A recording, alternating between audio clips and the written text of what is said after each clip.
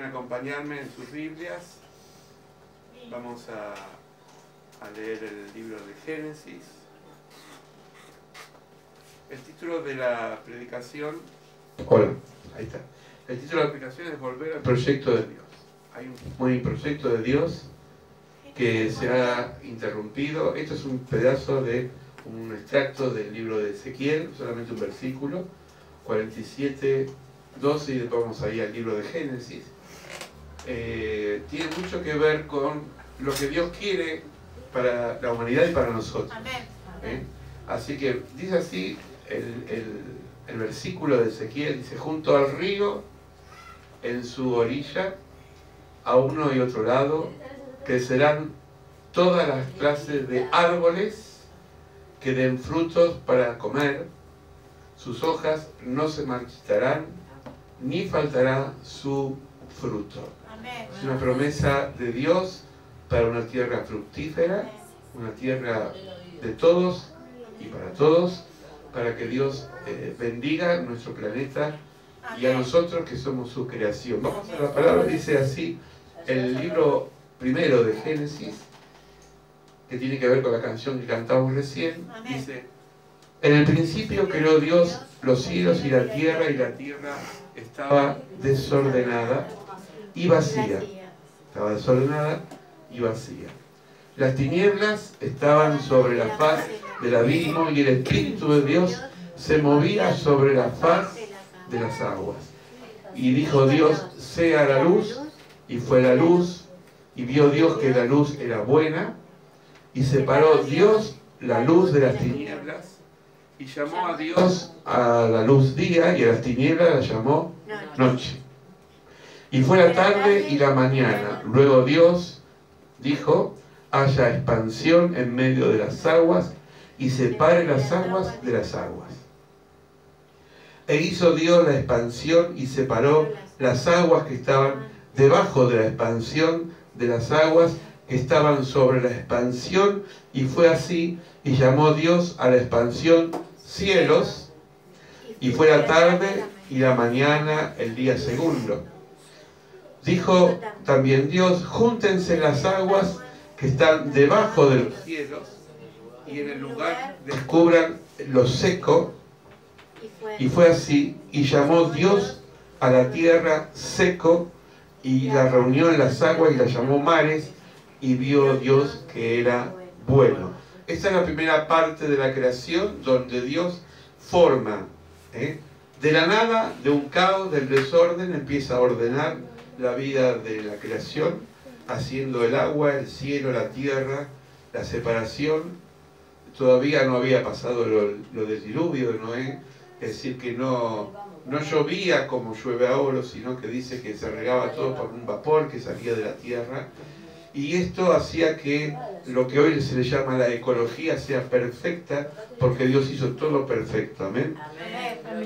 Después dice: hagamos al ser humano, es una versión, no es la Reina Valera, otra versión dice: hagamos al ser humano a nuestra imagen y semejanza, que tenga dominio sobre los mares del mar, sobre las aves del cielo, sobre los animales domésticos, sobre los animales salvajes y sobre todos los reptiles que se arrastran en el suelo. Es decir, nos dio a los hombres y a las mujeres, a los seres humanos, la responsabilidad de dominar. Dominar quiere decir, de alguna forma, administrar, no ni matar en forma descarada como lo hacen ahora muchos por deporte, ni hacerlo por vandalismo. A veces vemos cosas muy feas que le hacen, por ejemplo, a los animales domésticos, sino el dominio, que era una armonía entre Dios y el hombre. Todavía no había entrado el pecado, es decir, que el hombre convivía con los diferentes animales sin peligro a que estos lo ataquen, porque no había desorden en el cosmos. ¿Me van siguiendo, no? Sí, sí. Entonces Jehová Dios formó el hombre del polvo de la tierra. Este es el segundo relato de la creación. La creación está dividida en dos relatos. Y sopló sobre su nariz aliento de vida, y fue el hombre un ser viviente. Acá el origen de la palabra, que esto fue escrito en hebreo, el soplo tiene que ver con el alma que le da al ser humano, a diferencia de los otros seres vivos. Es decir, las plantas, los animales tienen vida, pero no tienen lo que nosotros tenemos, que es el ser, el alma, la psiquis, lo que el pensamiento, y por eso nos hizo diferentes, superiores en el sentido que tenemos una capacidad de elegir entre el bien y el mal. Los animales instintivamente se mueven, pero no tienen un razonamiento como el nuestro. Por eso el animal salvaje mata por necesidad, a diferencia de nosotros que a veces lo hacemos por otro tipo de cosas, ¿no? Este libre albedrío que nos dio a los seres humanos es un arma de doble filo, ¿no? Ustedes saben que con un cuchillo se puede cortar un pedazo de pan, como se puede matar una vida. El cuchillo no tiene la culpa, sino el medio para donde esto es usado, ¿no?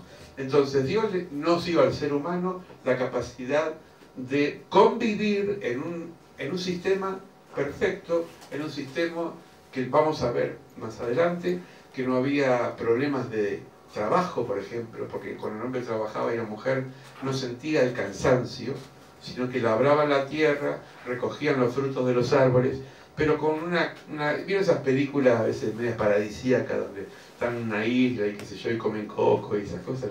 Es decir, no hay mucho trabajo y esfuerzo, ¿no? La mujer todavía no sufría el dolor del parto, cosa que después me decía una vez una hermana, allá arriba en el cielo van a hacer cola para hablar con Eva y decirle, por tu culpa todos parimos con dolor. Pero fue así, es decir, a través de una transgresión el parto produce dolor, ¿no? El hombre sabría lo que es el sudor de la frente después del pecado. Dicen que las rosas no tenían espinas porque las espinas fueron creadas después de...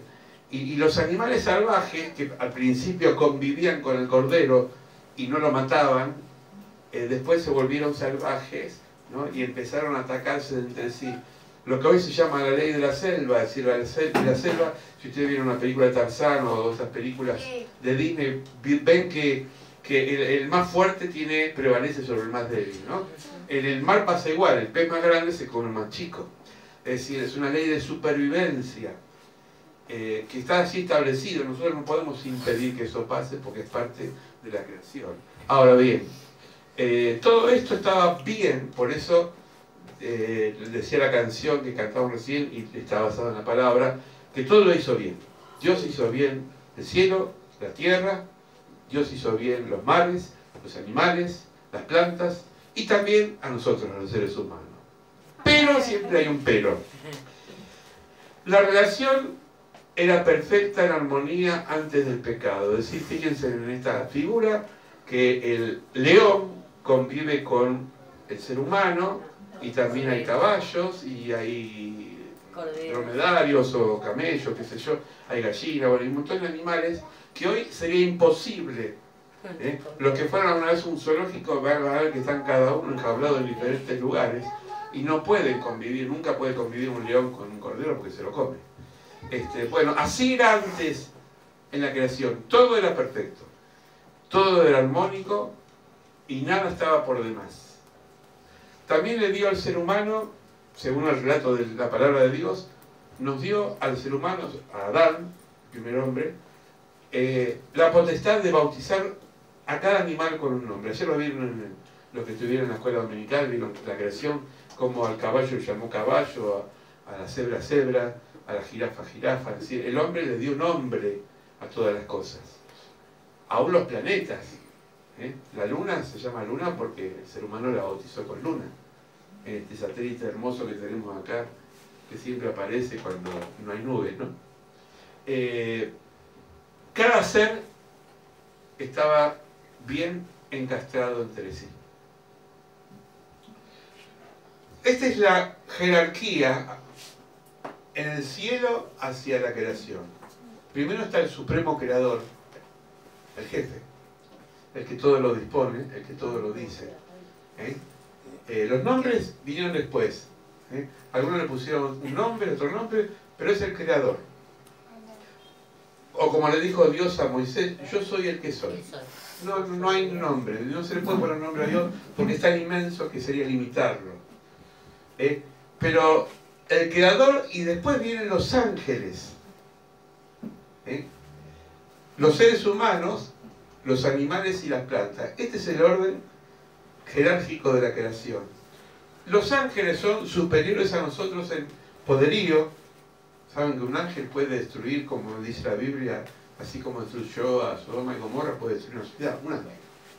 Pero sin embargo está sujeto y está al servicio de Dios y del ser humano. Por eso usted cuando va por la calle, diga este salmo: los ángeles del Señor acampan alrededor de los que le temen y los defienden. El Señor manda ángeles en lugares oscuros, difíciles, y nos defienden. O declare esta palabra: el Señor es mi escudo, es mi fortaleza, es mi refugio, es mi castillo. Es decir, todas esas, es roca, hay un montón de definiciones. El ser humano, nosotros somos menor que los ángeles, así dice el Salmo 8, pero estamos encima de los animales. Después del pecado, esto es un tema que ha traído mucha discusión. Algunos dicen que el ser humano al principio era vegetariano, después empezó a comer carne, no sé. Pero el tema es que después los animales Dios los puso al servicio del ser humano. De hecho, Jesús en la última cena comió un cordero, es decir, que no hay que pensar de que se puede no matar. Porque vieron que hay religiones que dicen, bueno, la carne no se puede matar, pero no vamos a entrar en esa discusión. Pero sí los animales están al servicio nuestro, ¿no? Ahora, una cosa es matar a un animal para comer y otra cosa es entrar en lo morboso de la muerte de un animal. Por eso a mí nunca me gustaron las corridas de toros, porque la corrida de toros es algo sanguinario, que el animal lo van matando de a poco, le clavan algunas espuelas hasta que lo matan, y eso no es... ¿Muere? No sabía, yo pensé sí. que era el animal y después le sacaban... No, duele mucho y hasta desangrado, muere desangrado, y después le dan una estaca. Es decir, eso es terrible. Por eso las corridas de toros, a mi entender, no están dentro del plan de Dios. Porque una cosa es matar al toro o a la vaca para comerlo, y otra cosa es disfrutar de un deporte absurdo como la corrida de toros, ¿no? Y la pelea de los gallos. Y los gallos y los perros, que están prohibidos en este país. Sí. Bueno, luego el Señor Dios dijo: no es bueno que el hombre esté solo, voy a hacerle una ayuda adecuada. Aparte de la compañera idónea que Dios le hizo al ser humano, en el primer relato de la creación dice que Dios hizo al hombre y a la mujer igual. En el segundo relato, capítulo 2, dice que del hombre sacó la costilla. Bueno, son símbolos. Pero lo importante es que el ser humano, nosotros, somos personas de relaciones. No podemos, si el ser humano no nació para vivir aislado, sino que necesitamos relacionarnos. Por eso el concepto es más amplio. No es bueno que el ser humano esté solo, no solamente para la pareja, sino para las relaciones interpersonales. Es decir, nos relacionamos con el vecino, con el compañero de trabajo, con la gente de la iglesia, con la escuela, los que van a la escuela. Es decir, la relación con el otro es un sustantivo, es algo que es como el aire, es importante. Porque aprendemos siempre del otro y el otro también nos enseña a nosotros. Es decir, esto es importante. Entonces, no es bueno que el ser humano esté solo. Una cosa es la soledad y otra cosa es la solitariedad. Voy a definir. La soledad a veces es buena para que uno cargue las pilas. ¿Vieron como el celular que para que hay que enchufarlo de noche para que cargue la batería? Bueno, la soledad a veces es buena, me gusta a veces estar solo, para pensar, meditar, orar, reflexionar y después hablar con los demás, ¿no? Pero el solitario es la persona que por carácter o por temperamento son las personas hurañas que no se relacionan, que viven aislados. Eso es otra cosa, ¿no? Que es un tema que hay que trabajarlo mucho porque no es lo que Dios quiere que nos relacionemos, ¿sí? Siempre cuando hay una relación hay riesgos, porque uno cuando se abre el corazón al otro siempre corre el riesgo de que haya conflicto, haya roces. Alguien me decía el otro día, bueno, pero en la iglesia también hay roces. Es normal, mientras que hayan seres humanos siempre va a haber roces. Siempre bueno, va a haber... ver hasta dónde el Señor ve nuestro corazón, a ver qué hacemos con eso nosotros. Y lo importante es trabajar sobre esas relaciones y empezar a ver que en la iglesia, como en un trabajo, en una familia, hay diversidad de temperamentos. Están aquellos que son callados, aquellos que hablan mucho, aquellos que son extrovertidos, otros que son introvertidos, aquellos que son tímidos, otros que no son nada tímidos. Vamos a empezar sobre unos pecados que hoy vive la humanidad. Dice Pablo en Romanos, la humanidad hoy sufre dolores de parto. El pecado ecológico, que ustedes lo ven en el exceso de la forestación, es decir, que se están cortando en forma indiscriminada árboles. Saben que cuando falta plantas, resta el oxígeno. Por eso es importante que cada casa, aunque sea un potus, una planta, tiene que tener un poco de oxígeno. Yo lo veo en esta cuadra, voy a hablar de lo que conozco, de esta cuadra. En verano, acá se vuelve un estacionamiento espontáneo, porque los autos vienen a estacionar de este lado porque hay sombra. Porque enfrente han sacado todos los árboles. Y el calor es implacable cuando un árbol no está atajando el calor. Las plantas lo que hace es oxigenar, dar una combustión de oxígeno al ambiente. Por eso es bueno tener plantas. Amén. Todas las casas tendrían que tener plantas. Si pueden, árboles mejores. Si no hay espacio, cualquier verde hace que el ambiente sea sano. Amén. Porque la planta purifica, la planta Amén. oxigena, y la planta hace como un paraguas que el sol fuerte no penetre en ese hogar. Nosotros disfrutamos de una parra en verano, que es una delicia. Amén. No una buena fruta, ni buena uva, pero ¿qué me importa? Dice, una sombra bárbara, ¿no? Que da gusto tomar mate ahí. Amén. Pero si no estaría esa parra, en verano estaríamos como la chicharra, todo achicharrado. 8 causas de la deforestación. Bueno, acá hay 4, pero voy a ampliar un poquito. El campo hoy, por el pecado, porque la ambición produce, el pecado es la ambición. El ser humano ha perdido el cultivo, el multicultivo. ¿Qué es el multicultivo? Plantar papa, cebolla, granos, por el monocultivo, que es la soja. Entonces, como es más barato, porque no hay mucho que invertir, la soja crece sola, no es como el tomate que hay que cuidarlo, ¿no, Lidia? Es decir, de las plagas, las plantas necesitan... La soja crece sola, entonces es menos inversión de tiempo y más rédito en dinero, pero esto trae como consecuencia que ese campo por muchos años no sirva, porque la soja destruye la ecología del suelo. Entonces, estos son unos factores. El sobrepastoreo, voy a explicarlo. ¿Vieron que hay una vaca ahí? Sí. Bueno, los pastores, no en mi caso, sino los pastores de animales, ¿no? Que llevan a las ovejas o al campo, están un tiempito en ese lugar y después tienen que llevarlo a otro lugar, porque si siempre la vaca o la oveja está comiendo del mismo lugar, se acaba el alimento y la tierra se seca. Entonces, los buenos pastores que aman la tierra tienen que hacer que su ganado cambien de lugar para que vuelva a crecer ahí plantas nuevas, pastos nuevos. Por eso Dios ordenó, fíjense cómo Dios planificó a través de Moisés lo que sería el año sabático, un año que no se trabajaba la tierra para que la tierra descanse. Amén.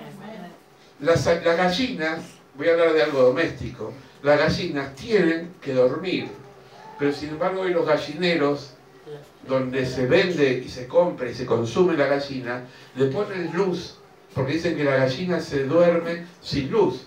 Pero si le pones una bombita todo el día, el animal no duerme y se muere de estrés, porque come maíz, pone huevo, come maíz, pone huevo y no descansa. Y un animal que no descansa como un ser humano muere estresado. Eso es la gravedad del pecado. Es decir, toda la creación, escuchen chicos por favor al fondo, toda la creación, chicos, toda la creación está en este momento en un caos que no lo provocó Dios, lo provocamos nosotros. Cuando a veces decimos el tiempo está loco, el tiempo no está loco, lo hemos enloquecido nosotros, porque al sacar pulmones de árboles grandes como el Amazonas y otros lugares, la ecología se rompió. Es decir, ustedes saben que tenemos una capa de ozono que hace que el sol, los rayos ultravioletas no entren en la capa, es decir, es como un protector. ¿Vieron como el bronceador que se pone cuando uno va a la playa? Es el capa de ozono. Cuando la capa de ozono se empieza a agrietar, lo que se llama el agujero de ozono, los rayos del sol entran, por eso dicen los médicos, sobre todo en verano, que de 11 a 15 horas no es bueno salir a la calle, muy descubiertos, porque los rayos del sol son nocivos, son cancerígenos. Entonces, lo que Dios hizo que es hermoso, por el pecado nosotros lo estamos destruyendo. La otra es la sobrepoblación. Es decir, acá vivimos en un barrio que gracias a Dios todavía hay árboles y hay plantas. Pero hay lugares en el microcentro que lo único que hay es el árbol del cemento. Yo lo llamo la jungla del cemento, porque es cemento, cemento más cemento, ¿no? La gente dice que es feliz viviendo en una jaula, yo no entiendo esa felicidad, pero en realidad es un contexto diferente, ¿no? Que obviamente me da más seguridad, más protección, porque es otro ambiente, pero me aleja. Por eso dice que la gente del centro enseguida busca plazas y lugares para pasear el perro, porque no tienen espacio en el departamento para que un perro lo pasee, ¿se dan cuenta? Entonces, y me encanta a veces los pueblos, como he conocido yo en Paraguay, que las vacas andan sueltas para la calle. Es decir, ¿por qué? Porque el animal está como normalizado en medio del ambiente. Eso es bueno. Entonces, tenemos una responsabilidad, nosotros también, y ahora vamos a entrar en eso, de cuidar la obra de Dios. Amén. La planta es un árbol, ¿no? ¿Sí? La planta es un árbol. Reduce la contaminación sonora. ¿Saben que donde hay plantas los ruidos no vienen? Porque hacen como colchón para que el ruido no entre. Mejora la calidad de vida. Embellece la ciudad. Una ciudad con plantas es linda, ¿no? Atrapa partículas contaminantes. La contaminación, la planta hace como un filtro. ¿Usted sabía eso? No. Bueno, donde hay plantas hay menos contaminación. Amén. Porque tiene filtros naturales que hacen que las partículas sean atrapadas como la tela de araña en la planta. Claro, cuando lo vuelven oxígeno. Sí. Purifica el aire, es decir, cambia el monóxido de carbono por el oxígeno. Por eso hay que repoblar la tierra de plantas. Y es menester, al menos los cristianos, que tengamos cada uno una planta. Amén. Así que, ¿vieron como ese refrán que dice, el que plantó un árbol, escribió un libro y tuvo un hijo, ya está realizado?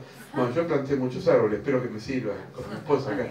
Algunos están en macetas porque no tengo mucho lugar, pero el tema es ponerlos, ¿no? Que crezcan. Los animales, chicos y no tan chicos, hay que cuidarlos. Amén. Tener un animal para después tenerlo en forma abandonada no está bien.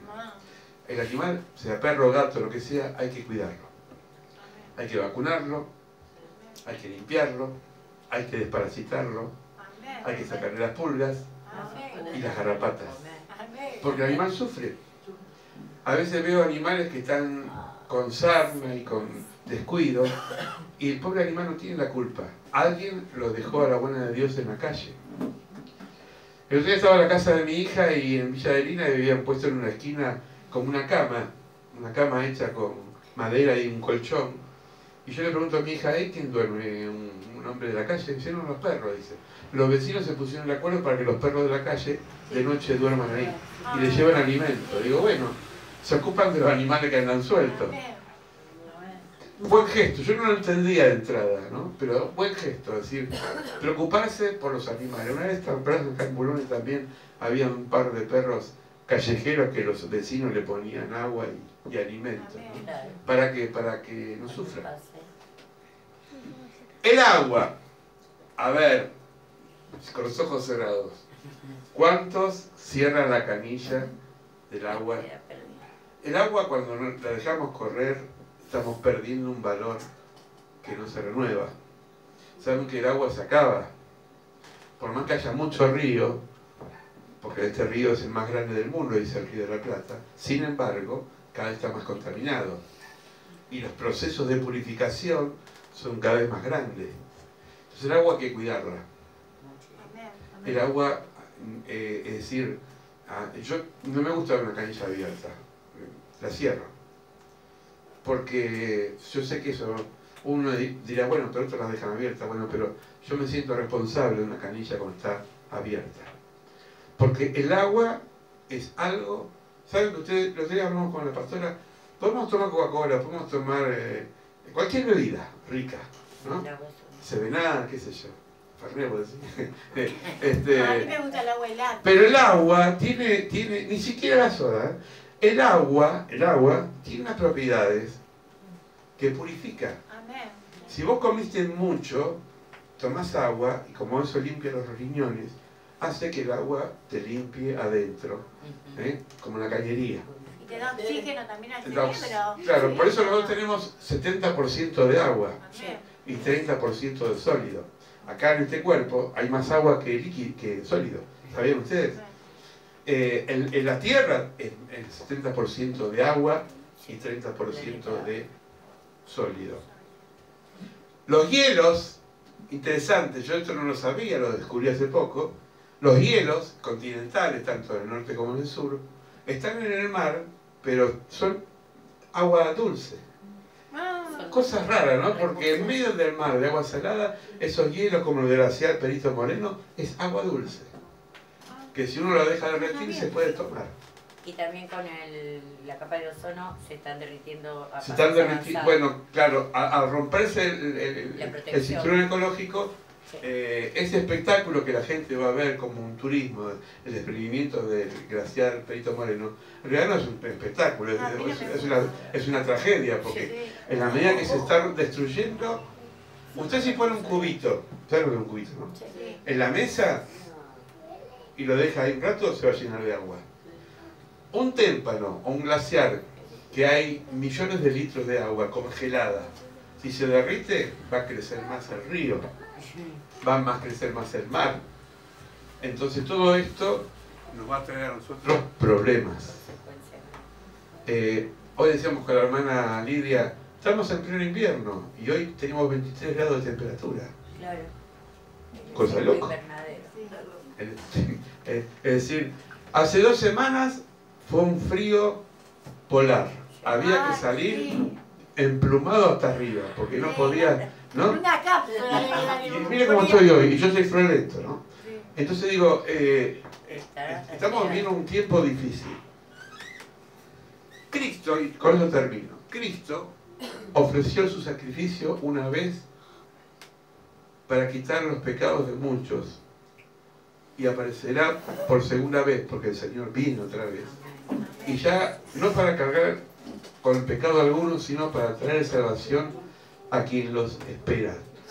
Ustedes dirán, ¿qué tiene que ver todo lo que me voy a hablar con Jesús?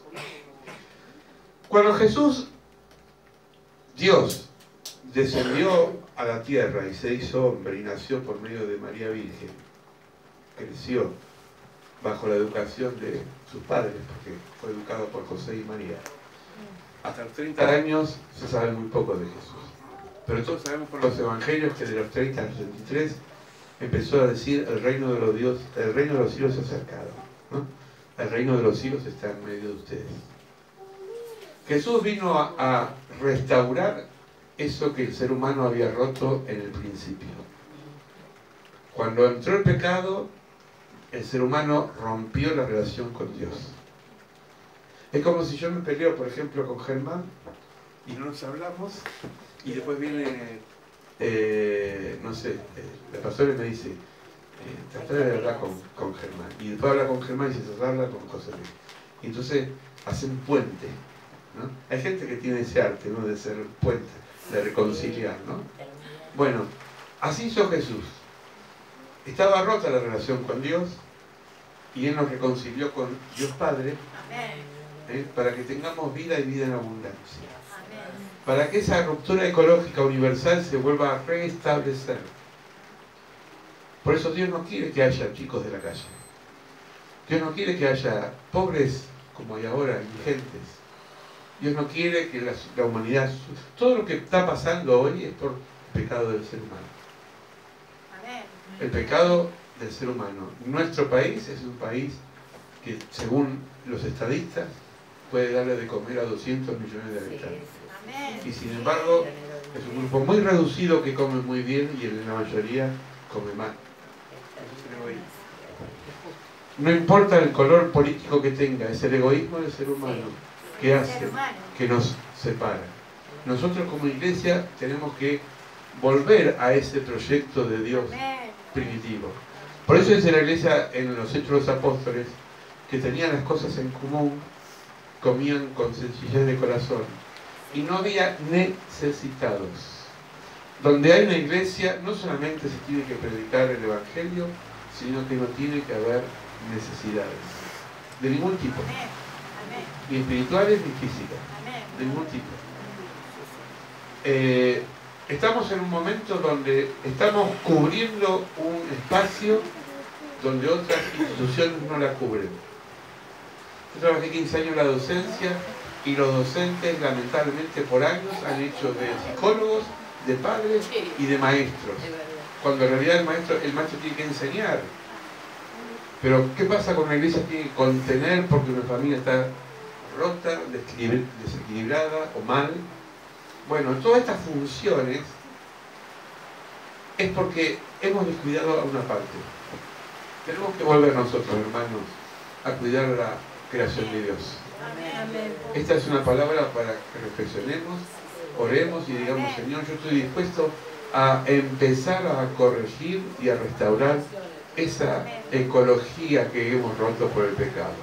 No tratar más mal a los perros, a los gatos, a los animales, no empezar a despreciar las plantas, empezar a cuidar el sistema, cuidar el agua, cuidar todo lo que existe, porque todo lo que existe Dios lo hizo y es bueno.